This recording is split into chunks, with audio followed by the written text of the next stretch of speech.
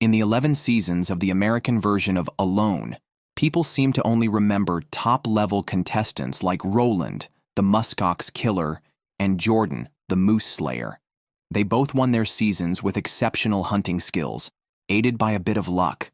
However, the blogger admires not just these two, but another even more remarkable contestant. He had no experience in hunting or wilderness survival, couldn't use a bow, and even learned to make fish nets at home before the competition. Over his 66-day stint, every time he started making progress, accidents would disrupt it, often going 3 days without a meal. Yet this man in his 50s, with extraordinary belief and perseverance, outlasted all competitors. He is David, the champion of Alone Season 2.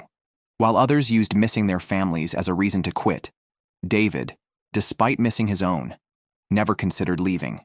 Determined to secure a better future for his children, he was even prepared to starve there. This video presents David's compelling journey to victory.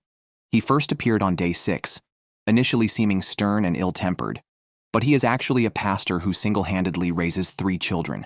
His goal in joining was clear: to win the college tuition for his kids. The season took place on Vancouver Island, Canada, where the forest lacked grouse and rabbits, and contestants mainly foraged in the bay. By that time, David had secured water, fire, and shelter. To solve the food issue, he planned to use found rope to make a fishing line with 4 hooks baited and tied to a tree on one end and a rock on the other, thrown into the water. Unsure of his chances of catching fish, as he had never done this before, nature soon responded. The next day, hoping for 2 fish to make soup, he found only seaweed on his hooks and had lost one.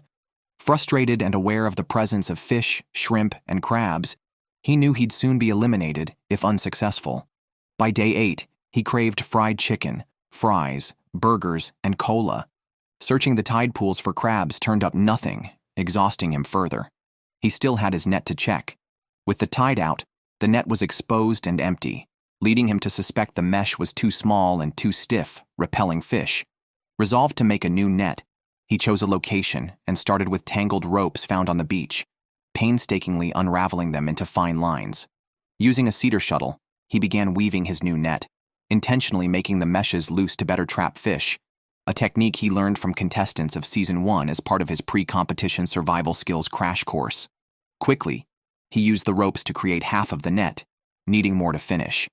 By day 9, dehydration joined his hunger as he had relied on rainwater and now had to boil water. David had his own approach to fire making, crushing cedar bark and chipping spruce resin. Cedar bark ignites easily but burns quickly, while spruce resin burns longer but is harder to light. Mixing the two produced a strong flame, allowing him to boil water and simultaneously dry his freshly washed socks. 10 minutes passed, and just as the water was about to boil, David accidentally knocked over the pot. It was a tough start to the day, especially since he was already thirsty and hungry. Despite his frustration, David refrained from swearing in front of the camera. Complaining wouldn't help, so he just had to clean up and start the fire again. That evening, David felt a mix of emotions. He hadn't caught a single fish since the challenge began. His father was a fisherman, and remembering the fishing skills taught to him in childhood, he regretted not paying more attention. Now, his biggest challenge was learning to fish in these waters and dealing with the loneliness in the wilderness.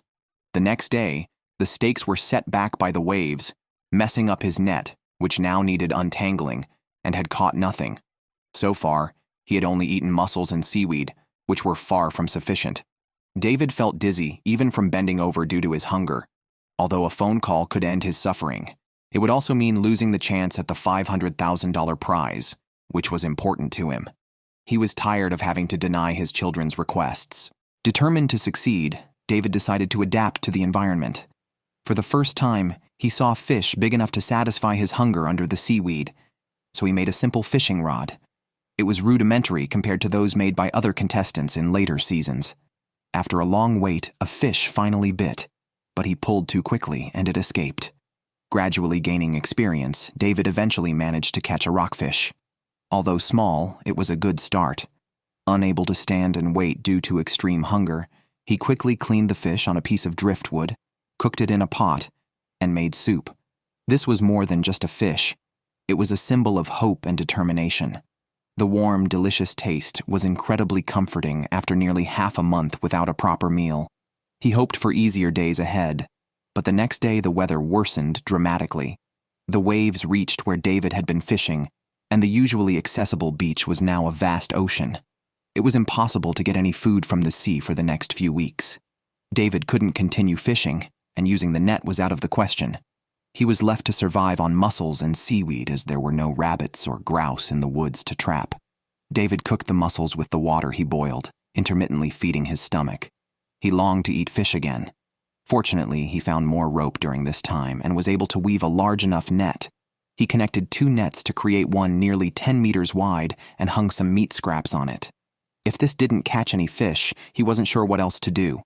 After a tide cycle, unexpectedly, the large net caught nothing. David suspected he might not have set it up correctly, as the fish in the bay seemed to navigate around it precisely.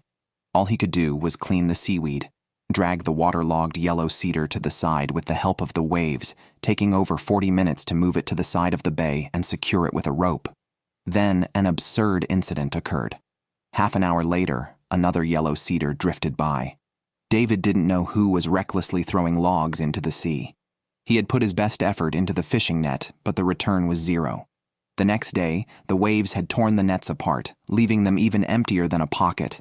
David felt helpless facing this situation and couldn't predict if it would continue this way. All he could do was take the nets back for repair without dwelling on self-pity. If it took a whole day to fix them, then he would spend a day doing just that. After tireless efforts, the previously tattered net was restored to good condition. David redeployed it, hoping to catch some fish at least. But would things go as he hoped? The next day revealed the answer. Another piece of yellow cedar had drifted into the sea and torn a big hole in David's net. Describing his net fishing journey as full of twists and turns would be an understatement. It was more like endless complications. Most people would have broken down, but David just sat by the sea, thinking of his 3 children who had a long and expensive future ahead. The $500,000 prize was a chance to change that future and make their lives easier. That was why he needed to win the competition. On day 31, while resting, David saw a mink with a large eel pass by. He tried to scare it into dropping its catch, but the mink ignored him. At this point, he was so hungry he wished he could drain the entire bay. With no other choice, David turned to the giant kelp on the shore, which is rich in protein and dietary fiber. Chopped and cooked, it was better than nothing. A last resort. The next day, David saw another yellow cedar in the bay. These logs kept coming endlessly, confirming his suspicion that fishing with nets here was futile. He had a rope similar to a crabbing line. As a child, he had caught crabs in a river in New Jersey, one of his few wild foraging experiences. Having seen signs of crabs in the bay, he decided to try his luck. Fortunately, after a month of bad luck, his fortune finally turned. He caught several prized crabs by the rocky shores of the bay, and that night he had a pot full of crab meat providing about 840 calories and 170 grams of protein. He had never been so well fed during the challenge. The meal was exciting. He needed this success to keep going. David felt catching the prized crabs was just the beginning, and the road ahead would surely improve. However, because he had eaten a lot of slippery kelp, it upset his stomach, causing several trips to the bathroom that night. Luckily, it didn't last long. 2 days later, he felt much better both mentally and physically. His plan was simple: to fish and catch crabs as much as possible. He chose a prime spot on the shore to drop his bait. It seemed his luck and skills were finally honed. Before long, a fish was on the shore. This time, it was a 6-line wrasse that feeds on giant kelp. David moved to another spot and continued patiently. His third catch was also successful, a larger 6-line wrasse, which struggled but didn't escape the hook. He hoped to catch a few more while his luck was good, and casually placed the fish on the ground while he continued fishing by the sea. As the third 6-line wrasse was landed, David decided to head back as it was getting dark. But when he went to collect the 2 fish, they were gone. He remembered placing them on a rock, but they were nowhere to be found. He guessed that either a mink had stolen them or a bald eagle had swooped down and taken them. Frustrated, he vented at an owl. He had hoped for a solid meat dinner, but had to settle for just soup. The next day, he tried to overcome his frustration from losing 2 fish by planning to catch several prized crabs. David was missing the taste of crab meat. Since he was using mussels as bait, the catch was random, clearly more attractive to fish than to crabs. David first caught 2 fish, and then prepared to catch crabs, using fresh fish bones as bait, which made it easier to attract crabs. However, when casting the line, he accidentally threw it too far, and it flew out with the hook. While trying to retrieve the line before it sank, David slipped into the water and soaked his lower body. Given the water temperature, it would only take a couple of hours to develop hypothermia. To avoid affecting the competition at such a critical moment, David had no choice but to go back, change his wet clothes, and get into his sleeping bag to stay warm. As a man in his 50s, he had to be more cautious. By day 51, David looked healthy, and the mishap with the water hadn't disrupted his pace. He now aimed to expand his fishing territory and explore more resourceful spots. After moving around several locations without success, he focused on a reef pool a few meters deep and noticed crabs moving inside. He quickly threw mussel bait near them and easily pulled a prized crab to shore. Repeating this process, he caught 3 more prized crabs, greatly improving his mood. Just as he was looking forward to easier days, the weather worsened dramatically with strong winds and heavy rain, forcing him into a situation with no food supplies and only his sleeping bag for warmth. Then, lightning started outside, but fortunately, calm returned the next day. Otherwise, David would have faced another tough period of starvation. As the competition progressed, every contestant missed their families to some extent. To distract himself, David focused daily on tasks such as making resin glue, a fire-starting material he had always used. He scraped some solidified resin from spruce trees, melted it in a shell, and soaked shredded cedar bark in it, creating a highly effective resin glue. Even a small piece could last him half a month. Whenever the weather allowed, he fished in the bay, and with his improving skills, he rarely returned empty-handed. This trip, he caught a fish nearly a pound in weight. After repositioning and waiting a bit, he caught another fish. After nearly 2 months of hardship, David was finally seeing clearer skies, ensuring he could bring food home every time he tried. Tonight, his pot had the most protein yet. But solving the food issue brought a new problem: loneliness and missing his family. Having good things but no one to share them with was also tough. The next day, he caught 2 more fish. Although he no longer had to endure hunger like before, his longing for his children grew heavier. He had to work hard to suppress these emotions. David understood that human needs progress in stages. Satisfying hunger brings happiness, but once that's secured, the pursuit of emotional fulfillment begins. He was now transitioning from physical to emotional pain, but David's journey to victory was destined to be full of twists. On day 60, as usual, he was fishing in the bay. When a fish suddenly slipped off the hook, he lunged to grab it but injured his knee in the process, letting out a cry of pain. David wasn't sure how much longer his body could hold out. In this condition, he needed to rest more to allow his body time to recover. Lying in his shelter, he reflected on his journey.